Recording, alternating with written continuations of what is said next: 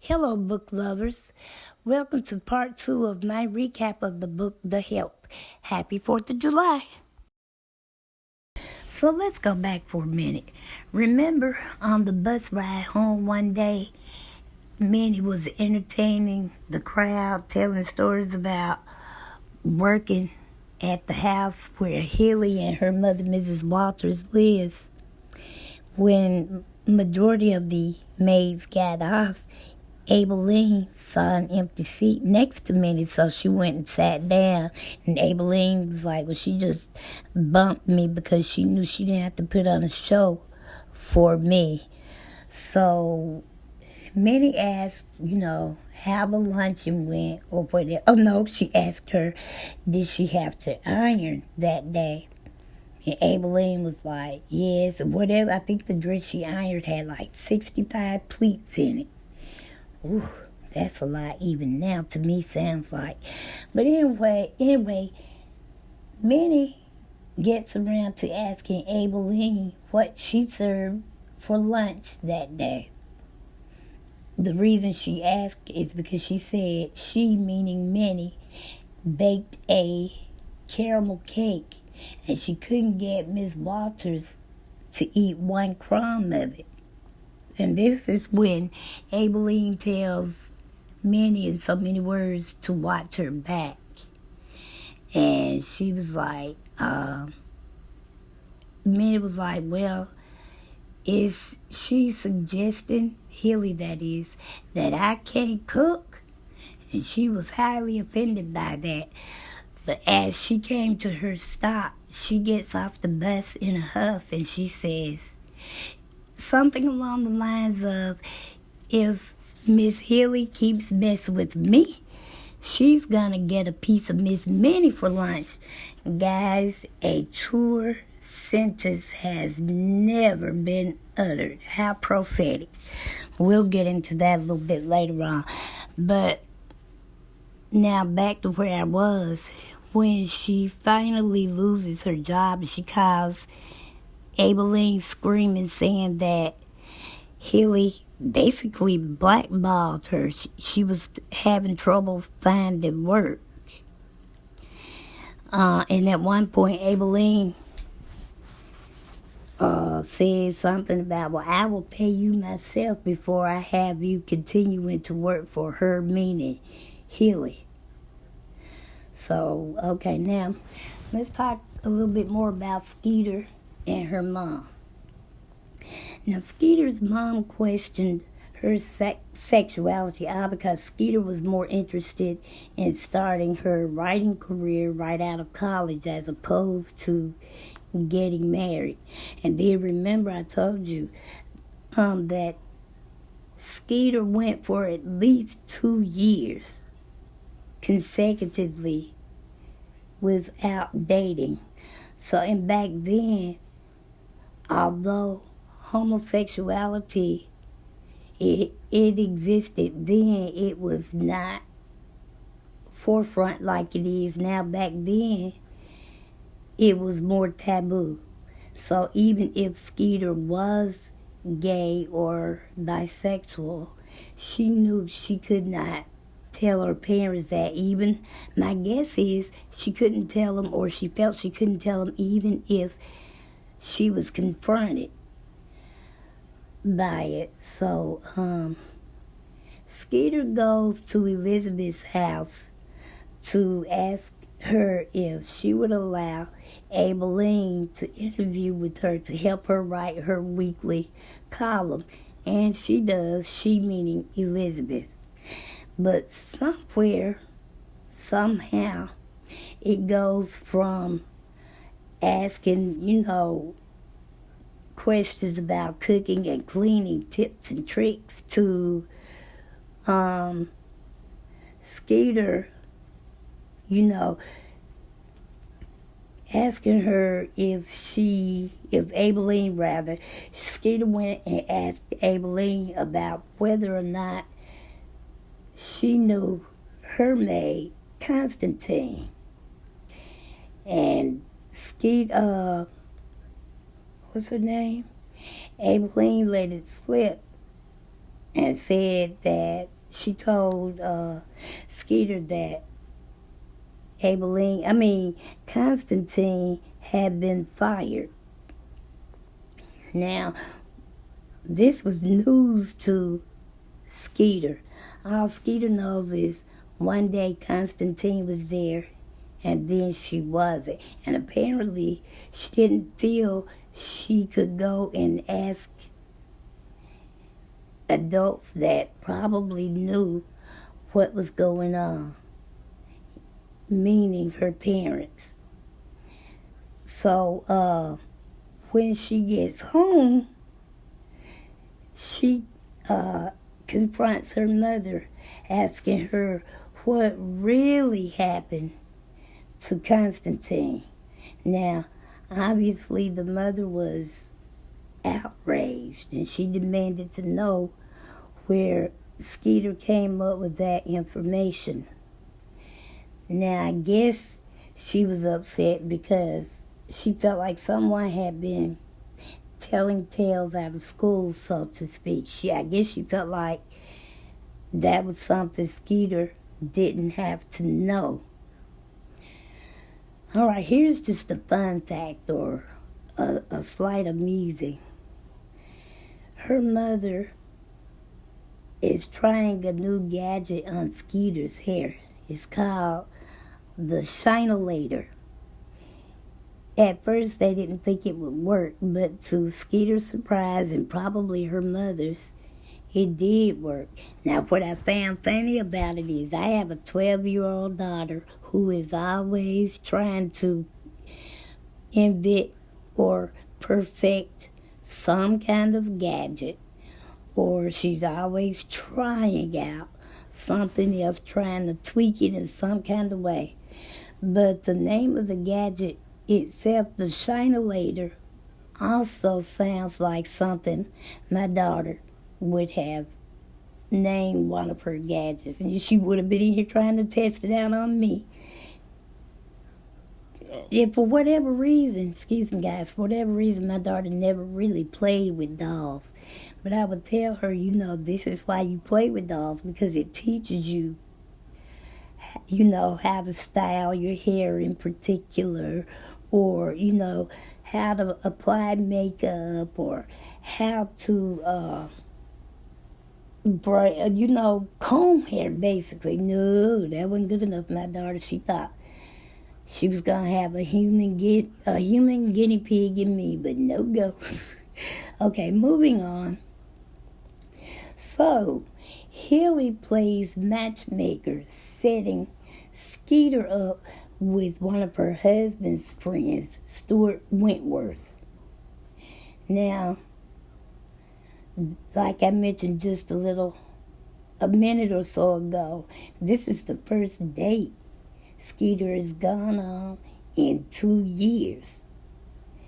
And it was a disaster, to say the least.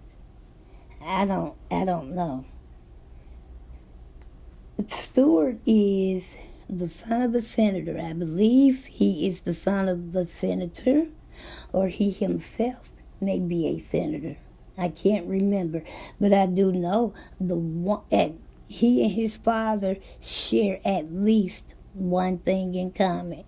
They are both alcoholics. And as I'm saying this, it's dawning on me. I'm wondering if Catherine's family is just a lot of alcoholics going through there, because we've already seen how Minnie just has no tolerance for alcohol because she nursed her alcoholic father for the last 10 years of his life. Then she ended up marrying an alcoholic. And now both Stuart and his father are alcoholics. If that's not a problem in Catherine's family, then that would surprise me, considering so much of the book is loosely based on her real life. All right, so the whole while Skeeter is working with Abilene, and they supposedly are writing, giving, like household hints and what works and what doesn't, or how to tweak a cleaner, or how to add or take something away from cooking. But in the middle of all of that, like I say, she is really trying to get what lies beneath. Her interest is more along, like what happened to Constantine when Abilene accidentally revealed that Constantine was fired. That really just struck a match in Skeeter. So Skeeter begins asking Abilene if she could get any of her other friends who are maids to come tell their stories, but to no avail. But finally, she has agreed to help Skeeter write her. She's agreed to help Skeeter write this advanced column. But at some point, Skeeter goes from asking questions about how to get a certain stain out, or how to fry chicken, or whatever. It goes from those type questions to Skeeter Skeeter begins to question Abilene about what it's like to be a maid. What is it like raising white babies while your son is doing without most of the time? I think those are pretty fair questions on the up and up, but I think at some point Abilene knew that this could not get back to Elizabeth or Healy, because it would probably cause some sort of disruption between Skeeter and the other two women in her life. But more than that, Healy would probably make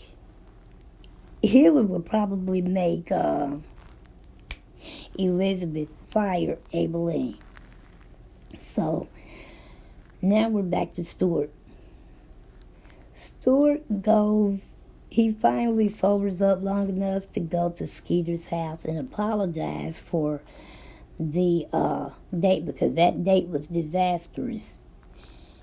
If it could go wrong, it did, and all of it did go wrong. I mean, he criticized her height, her frame, I guess because she was so thin. He talked about the way she wore her hair. He even talked about the car she drove. He just would not let up. And she tried to go for him, but she just was no match for Senator Whitworth. Now, her mother, Charlotte, is really into high society, and so when she finally brings or tells her mother that she's going on a date with the Wentworth son, Stuart, the mother was extremely happy, and she just could not get enough, and they eventually go to meet. Oh no, I was talking about him going and apologizing. So when he gets there and apologizes, at first, because he asked her on a date, and at first she turned him down flat. But after careful consideration, she relented and decided to go with him out on another date. And then that's when she tells her mother about him, and she was excited. I think the mother was just caught up in prestige. We all know people like this. They, they feel like they are elevated because they may know celebrities personally, or doctors or lawyers or whatever. That's how her mother was, at least. Okay, after catching the bus and walking home late one night, Abilene stops by Minnie's house, where she learns that civil rights activist Medgar Evers has been shot and killed by the KKK. Remember, we're in the decade of the 60s. And so, unfortunately, he was killed. And if I'm not mistaken, he had it was 4 or 5 children left without a father, just like Martin Luther King. He had 4 kids he left. And it was just so sad. And they talked about how outraged a lot of people were, but they couldn't really say, or they felt they couldn't really say how they felt, because they knew they could possibly lose jobs, if not lives. So we go on. Minnie's mouth has cost her another job, or so it seems, but this time it was Celia Foote doing the firing. 1963. Now, I just got through talking about the decade of civil rights being in the 1960s with the KKK as well.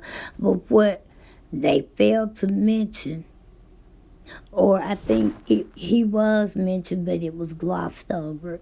It was just kind of said. And moving on, 1963. President John F. Kennedy was killed.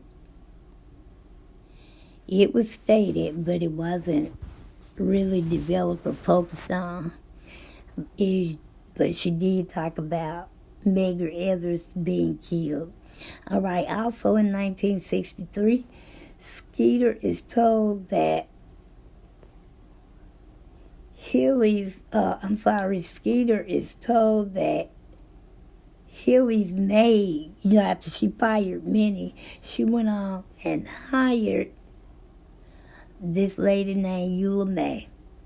Well, apparently Eula May has gone missing, but it wasn't long before Skeeter and the rest of the maids found out that Eula May has been arrested for stealing a ruby ring, that is, from Hilly. Aibileen tells, forgive me guys, Aibileen tells Skeeter that Eula May and her husband were $75 short of having college tuition for their twin boys. She was just, they were $75 short. But I think also in that book, in this section, it says that Eula May went to Hilly and asked for a loan. Now, Eula May was not like the typical maids around there. Eula May was attractive. She had a nice figure or shape, and she was educated. Yes, she was a maid, but she did go to college. Now, I don't know whether her husband went or not, but I do know that she went. And afterwards, I guess she just couldn't find better employment, so she knew she had to work. So that's why she became a maid. But although she was living in an oppressed area, apparently she didn't let it get her down. She just went on and did what she needed to do for her family's sake.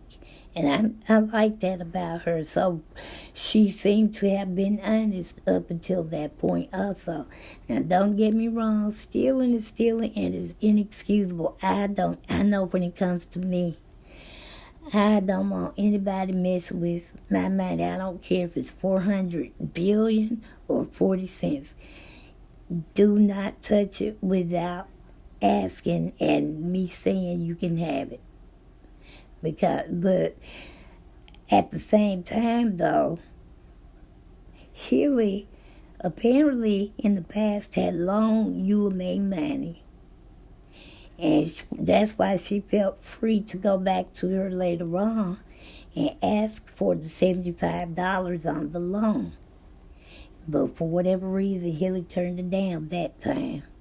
So she went and, according to Hilly, stole the ring. And we don't know if she's, well, apparently I guess she did steal it because she ended up in jail. But what was it about?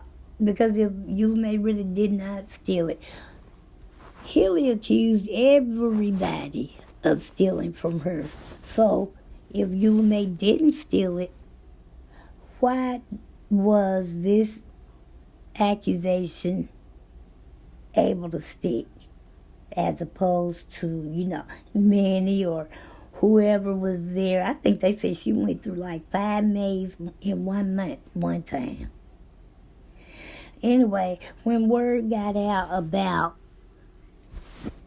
Eula May, 11 other maids decided to come out and tell their experiences as maids. They told this to Skeeter, because Skeeter had been asking, almost begging Aibileen to ask Minnie. Finally, Minnie relented and decided that yes, she would help, but Minnie could be confrontational for no reason at times. And that was true even when, she joined the maids. So, upon word getting out that Eula May was arrested, 11 other maids joined, so it gave a total of 13 maids who were meeting in secret, telling their experiences of being maids, raising white folks' children while their children did without. But unfortunately, at the same time, Skeeter and Stuart have broken up for once and for all, and Skeeter has also learned that her mother has cancer. One day, Skeeter calls Mrs. Stone. Remember, she's the editor in New York City that sent Skeeter the rejection letter telling her all of this valuable information. So then Skeeter calls Miss Stone now, and she tells her that she was almost through with interviewing the maids. Mrs. Stone, I'm sorry, y'all, my voice, and this is my regular speaking voice. I'm not hoarse, I'm not sick, and my voice just tends to go in and out. So please excuse me. When Miss Stone, so after Skeeter tells her that she's almost done interviewing the maids, Miss Stone tells her that she needs more interviews. And one of the interviews needs to be her relationship with her maid. So Skeeter's relationship with Constantine, and she needs them all by December the 21st, and I think they're already at either November the 30th or December the 1st, something like that. They literally had days to come up with more interviews and see what she could find out about Constantine and why she left. So her back, in other words, was against the wall. But she tried. This is when, I believe, Skeeter tells Aibileen what Mrs. Stone said, and that's when Skeeter finally agrees to put what she knows about Constantine in writing. And no one could have been happier than Skeeter, I'm sure. Let's move on. So, we finally get to the night of the benefit, guys. This is the one main event that's done every year, and I think it's done to benefit the children in Jackson. So, Like I said, this is the one thing that Celia wanted to be a part of, but she was rejected because of how she got with her husband. So the night of it's like I said, it's the night of the benefit, but everything goes awry. Many, and to some degree, Johnny tried to get Celia to tone down her look. Remember I told you she was over the top, too much makeup, gaudy clothes, big over the top hairdos, this big rambling mansion. Oh, I forgot to tell you why she was fired from Celia. Celia fired Minnie. She fired Minnie because, really, Minnie thought because a lot of times she would go up there and Celia was either in the bed or she was always somewhere passed out. And then Minnie just basically decided that Celia was drunk, and since she already had a zero tolerance for alcoholism or alcohol period, she spoke her mind and Celia fired her. Although Minnie went back the next day and she found Celia in there again, just incapacitated, just sick. And she did, after Minnie got her cleaned up and helped her get in the bed and cleaned up that bathroom, she had she had miscarried. She didn't do it deliberately. She miscarried. So, comes to find out, when Minnie thought Celia was drinking alcohol, Celia says that this was a tonic some doctor in the next town gave her. That was because she could get pregnant. That wasn't the problem.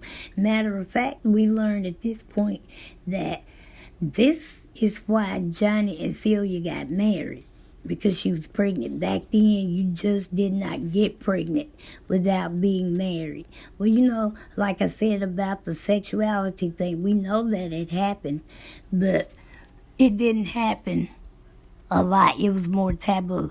So when Johnny and Celia found out that she was pregnant, he married her.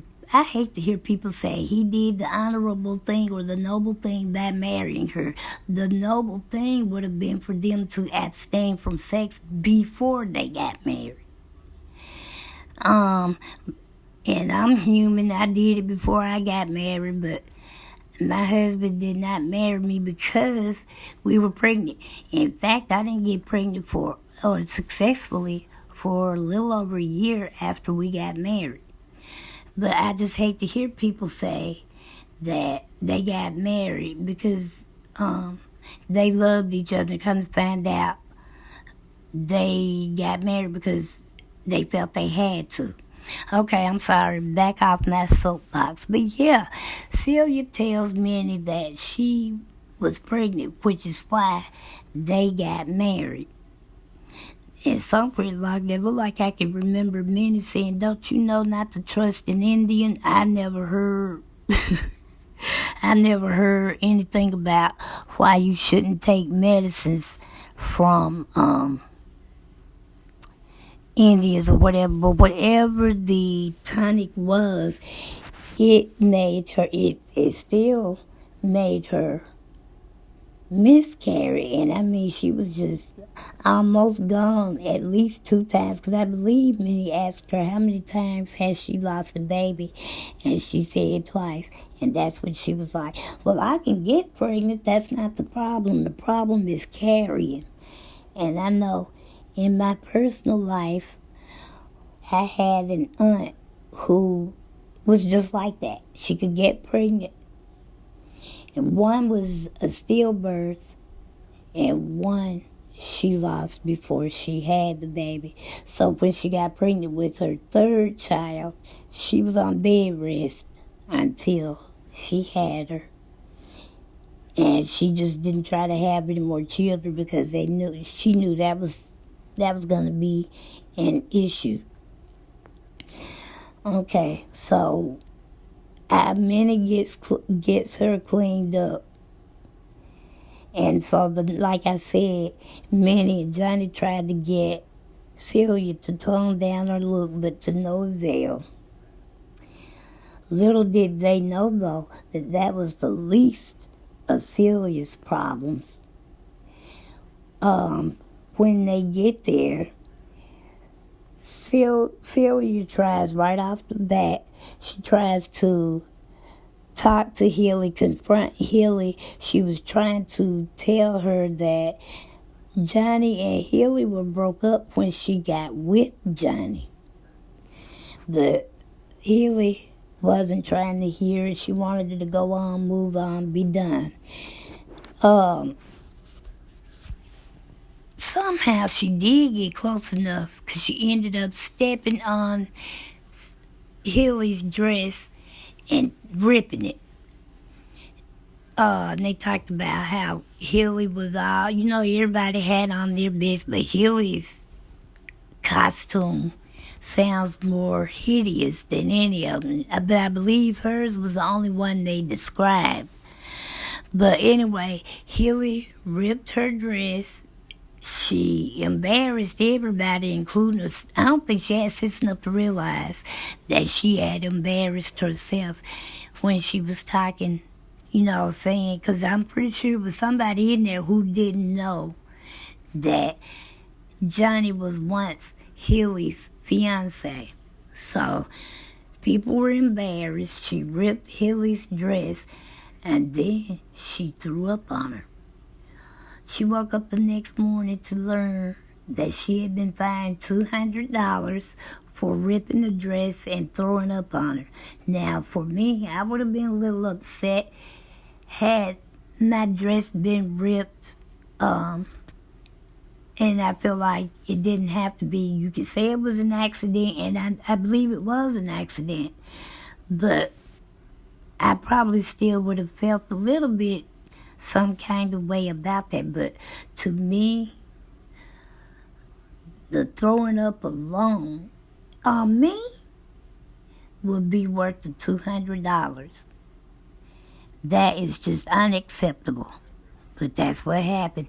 But later on, after the event, Minnie comes and she finds Celia in there, Celia and Johnny in there. Celia's crying. I don't know if she had lost another child or if they had just agreed to stop trying or what. But she lost another child. But anyway, I don't know, like I said, I don't know if she lost the baby or not, but she was crying. But they call Minnie in the room, and Johnny tells Minnie that she'll have a job there with them as long as she wants to work. She never had to look for employment again. And I thought, well, now that was noble, especially back in this time period. So then another person that did something similar to that was Riley Leafo. Remember I told you earlier he was complaining about all of the money that Elizabeth was spending that they really just could not afford, like putting that bathroom out in the garage for Aibileen to use because they didn't want her in there using, Elizabeth and Hilly didn't want Aibileen in there using the bathroom. Remember that? Well, one day he's home and he hears or he sees his children, because at this time Elizabeth has had a little boy named Ross. I think May Mobley at this time was 4, almost 5. And Ross was 2, maybe almost 3. But anyway, they were playing school, and May Mobley was, I guess her brother had to be the student, and she was the teacher. And she took some crayons or something, and she poured them out onto her brother's head, but she told him to stay put. When she dumped the crayons out over him, he moved and she was like, I think she said something about you're going to be punished and this, that, and the other. And the dad watched this until he couldn't take it anymore. And he comes up and he was like, May Mobley, who's teaching you this? Where did you get that from? And May Mobley sees Aibileen standing behind her dad. So at first she didn't say anything. He asked her again. And she said Miss Taylor, which was her teacher. Riley then goes and turns Elizabeth around to face him so he could make sure she both saw his anger and hear it. He tells her to go to the school the next day and have May Mobley pulled from Mrs. Taylor's class, have her placed in another one. And she tried to give a little pushback saying, but no, she's got to be in that class. I can't go and change her class like that. And he just told her, get it done. In other words, no questions asked and no comments made. When I come home tomorrow, I expect this to be done. Well, I like that because even if he was racist or prejudiced, he must have been like a level 1 person. But I like to believe the good in people, and I believe that although a lot of people were racist and prejudiced, especially back in the South during this time, not all were. And Johnny Putt and Riley Leafolk are two I believe that may not have been for those two acts right there.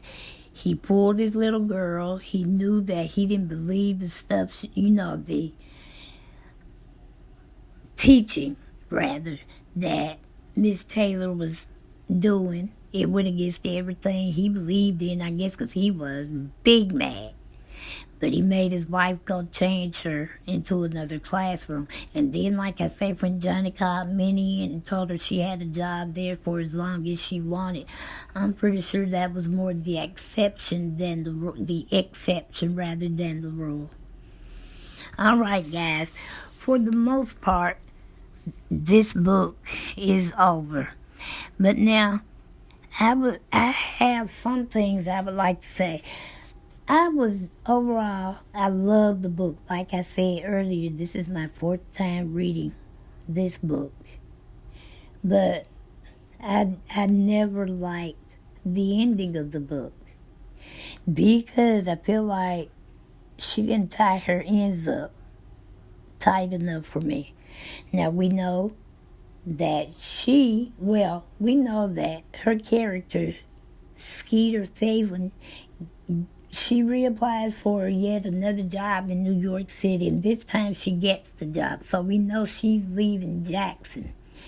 But her parents are elderly. She has an older brother, but I don't believe either one of them lived in Jackson. But I guess as long as Skeeter could get back to her parents when she needed to, they were okay with her, not being there. But at the end of the day, even if they objected, she was grown, so she ended up leaving. We know, but what we don't know is, did she keep the job? If she didn't keep the job, did she get another job in New York and continue to live, or did she come back to Mississippi? So she was the better wrapped of all the rest of them. Minnie, like I said, at the beginning of the book, we knew she had 5 children, and at the end she was pregnant with the 6th one. The main reason Minnie says she kept getting pregnant is because her husband would not beat her as long as she was pregnant.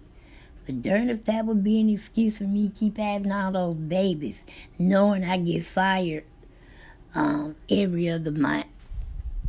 Yes, her husband worked, but even back then, for black people, it really did take 2 people to work in order to get one plate, let alone 7 in their house.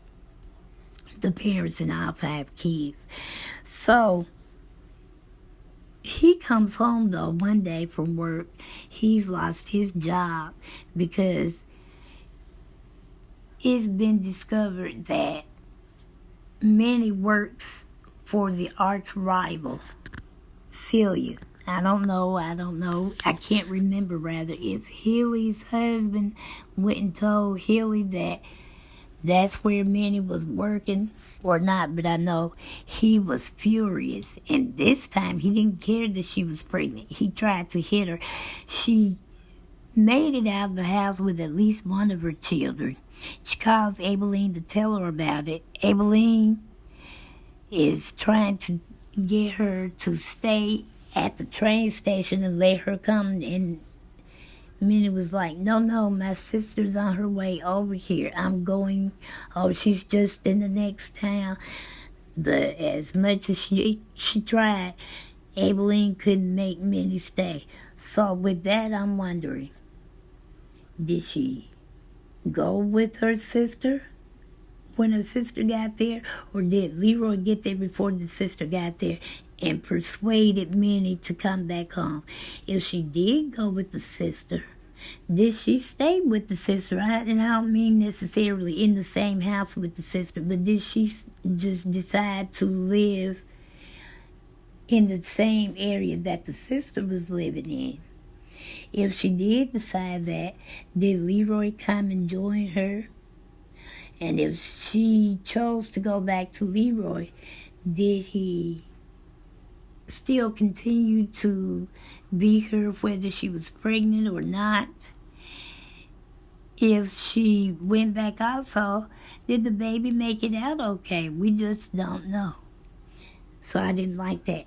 But the biggest thing I hated about the way this book ended was based on the way it was started. We knew from point A that Abilene was like the calming force, and she was well liked by mostly everybody. Even Bertrina, after, she said what she said about, or to Abilene, she was okay 20 years later with Abilene, or at least she felt she could come and pray, or she could come and ask Abilene to pray for her. So with all of this, Abilene seemed to be able to get along with both, not only black people, but she also seemed to get along with white people as well. So with all of this being said and done, you've already set the scene. Why is it in the end she ends up getting fired? Why? Well, I know why she got fired. My objection was, like I say, this was the biggest thing I hated most about this book. Because, in my opinion, Abilene, they've already told us that her best friend Minnie was 17 years younger than Abilene. It never said how old Abilene was, but the fact that Minnie was 17 years younger than her tells me anyway that Abilene was probably elderly.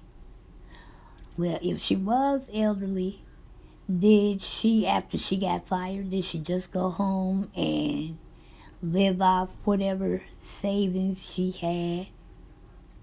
If she didn't get fired, did she go on and work for another white family? We just don't know.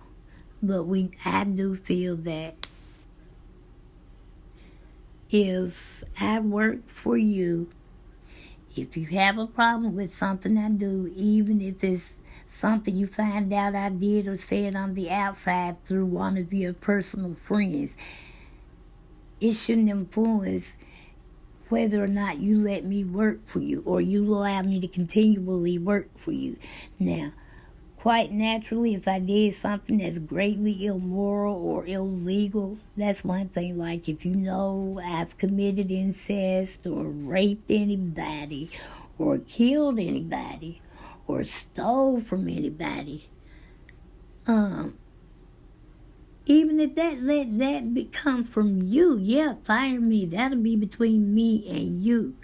But your friends should not have so much influence over you that what they say goes, even when it comes to your marriage and the help you have hired out. That was just uncalled for. Healy had entirely too much authority. And then to add insult to injury, why did she go to Elizabeth's house to make sure, well, rather to watch Elizabeth fire Aibileen? Now, the reason Healy demanded that Elizabeth fire Aibileen is because she found out through the grapevine that Aibileen was the one that sent Minnie to work for Celia. I would not rather want to be friends with anyone, and to my knowledge, I'm not. I just think petty is an understatement when it comes to that. I've just never been one of these people. I think I'm friendly enough. I think I have friends, and I think friends know they have a friend in me. But if I fall out with somebody and they're in the same circle of my friends, I don't want or need them to fall out with whoever it is I'm into it with. You do, I'm too mature for that. And I think Healy, she has some insecurities, as do we all. But she let her insecurities overshadow and overrun. Because we're getting back to the Home Health Sanitation Initiative. Skeeter gave some pushback, and they had a few words.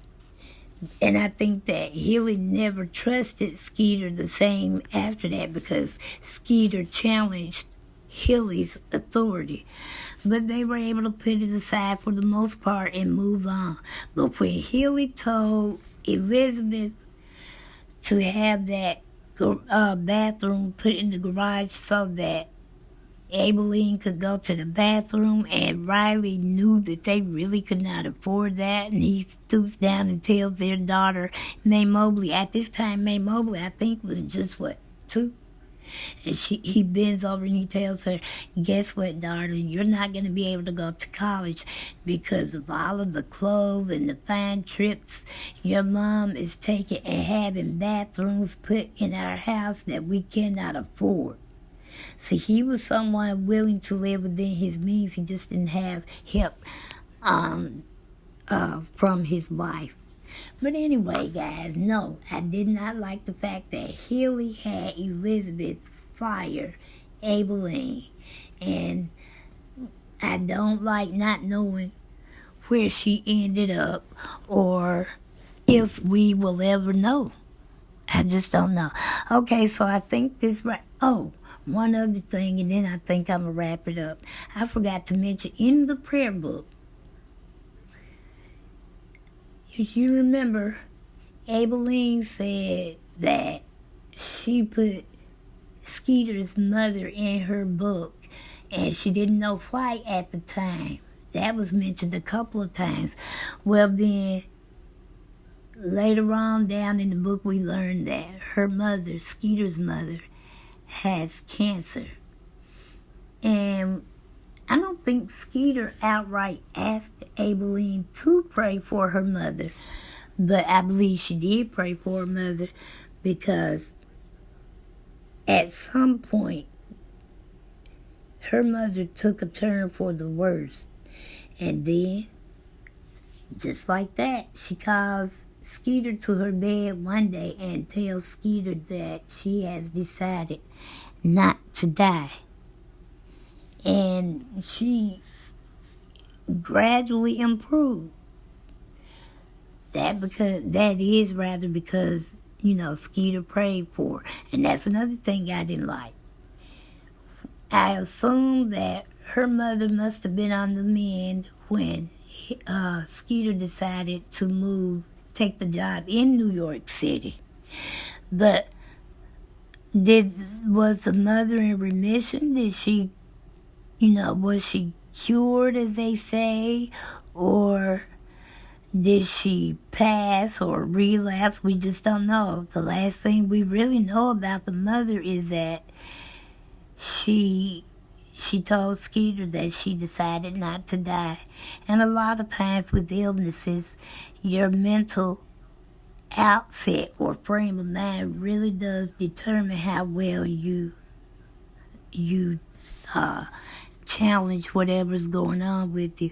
But at very best, sometimes your best is never enough or isn't enough. Oh gosh, how was I trying to get off this thing without even discussing the climax?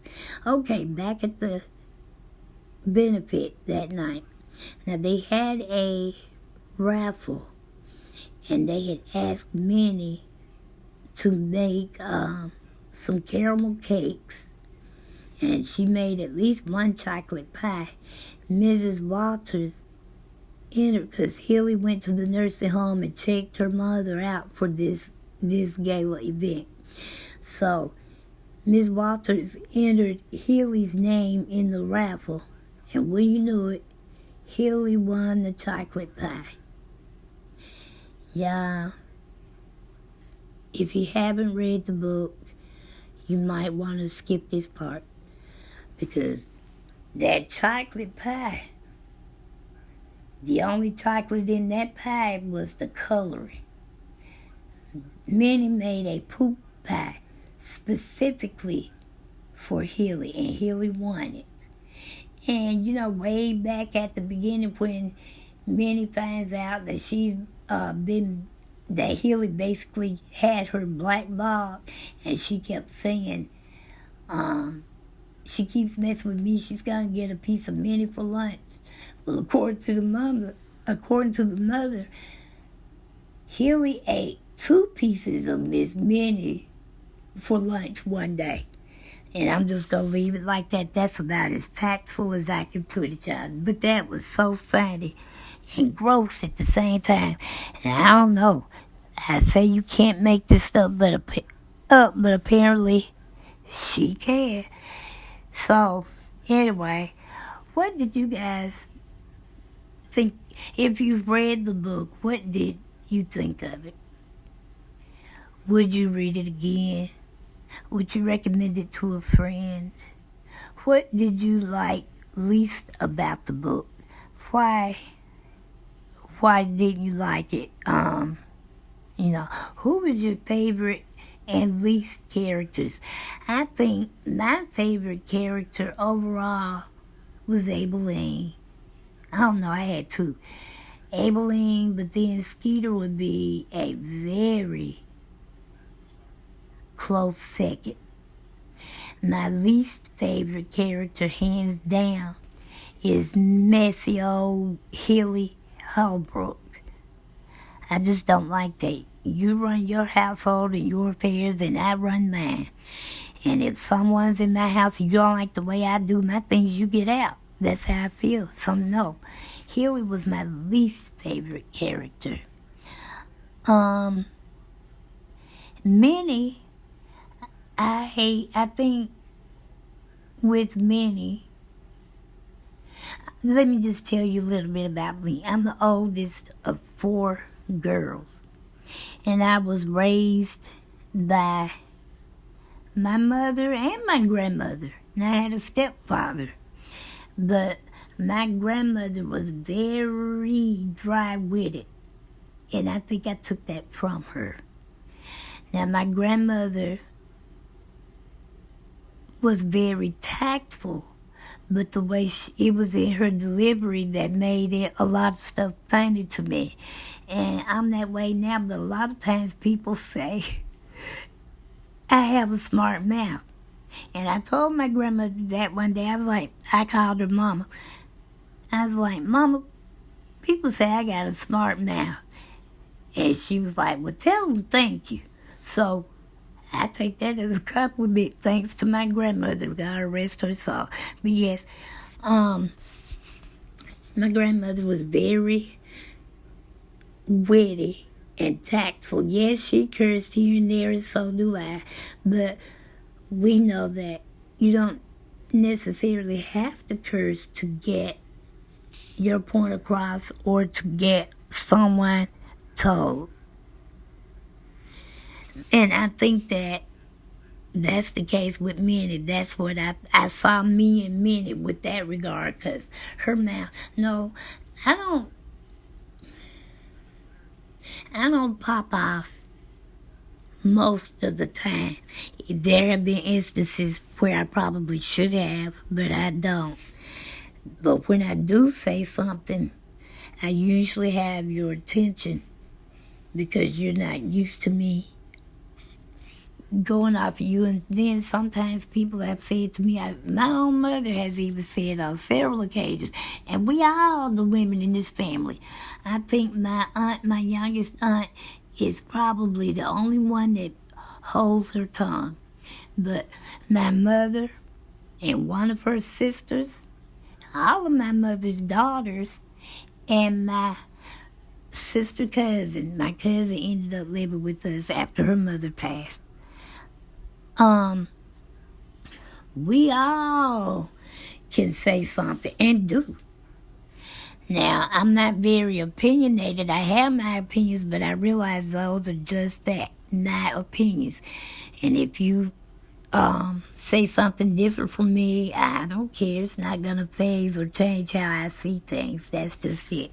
But yeah, guys, I see something that every one of the three main characters I can identify with. Minnie because of her mouth.